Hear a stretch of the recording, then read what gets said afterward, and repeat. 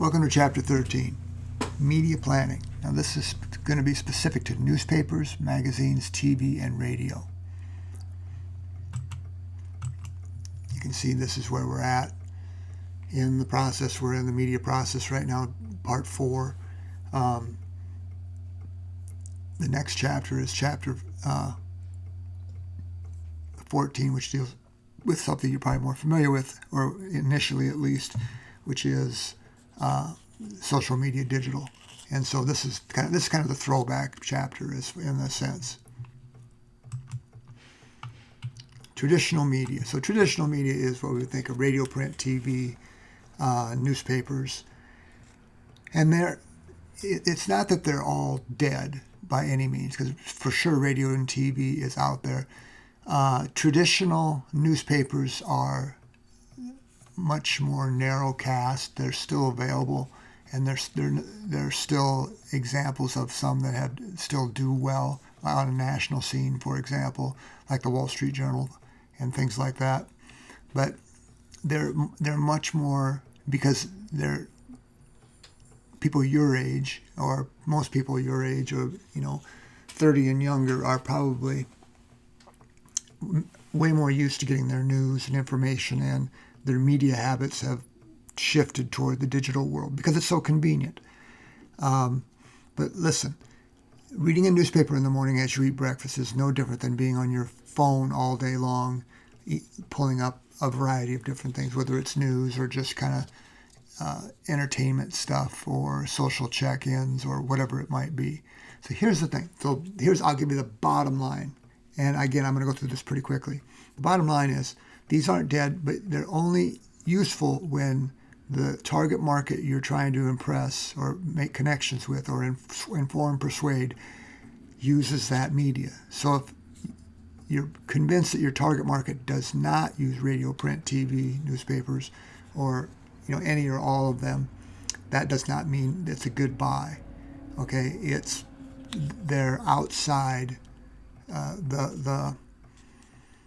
the effective range of your advertising. So you're better off. You need to this is what I can't stress it enough. You need to understand who you're selling to, who your target market is, and what their media habits are, and what the attributes of the product are. But it's still good to know about these, because it's under the right set of circumstances, these can be really important. So radio and print. Almost all of these newspapers, digital newspapers, have a online component. So it's not that they're dead; they have just changed the manner in which people consume the information and how often.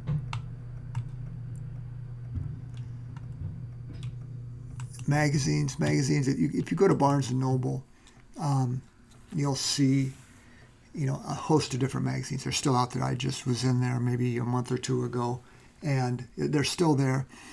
They're still viable, and they might be a good choice for you, depending upon who you're talking to. So you get, as always, there is advantages and disadvantages. The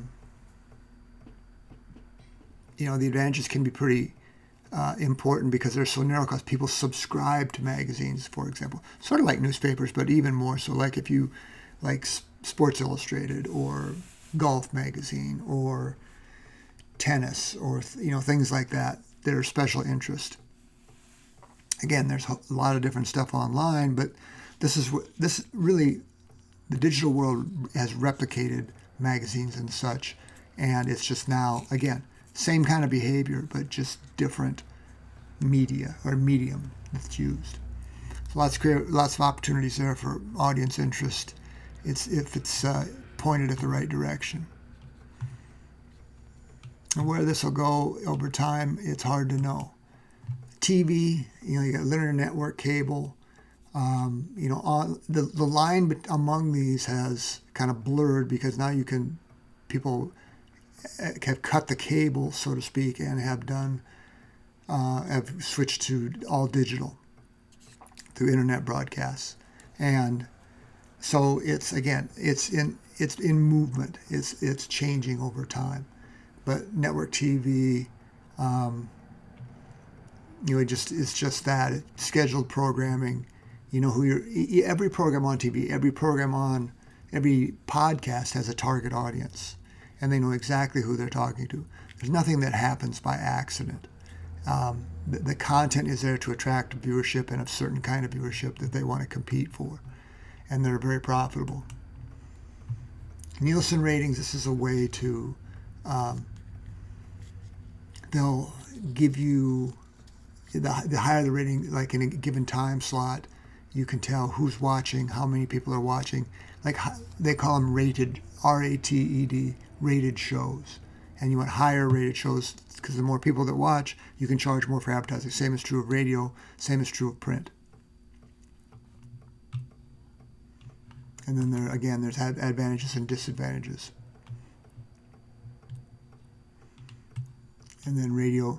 I personally like radio. I still use radio. I don't just plug in my phone and have a playlist.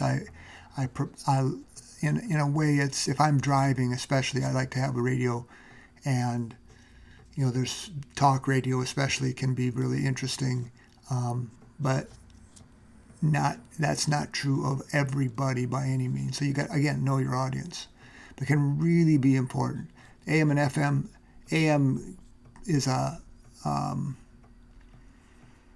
goes farther, from where it's broadcast. So let's say if it's broadcast in Chicago, it might cover, 500 miles, the radius, if it's a powerful station.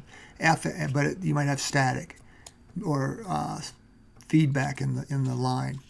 FM, frequency, absolute modulation, frequency modulation, is much higher transmission quality, but it won't go as far geographically. So that's the difference between AM and FM, basically. Okay, that should give you, and again, all I've said before about radio is, we've talked about before and other things, it's a literary medium, meaning you can be very creative with words. It's sort of like the difference between reading a book and then going to the movie or the theater and saying, yeah, the movie was okay, but the book was great, because of the images it creates in your mind. So radio can be very powerful. Okay, take care, hang in there, and I'll look forward to seeing your work.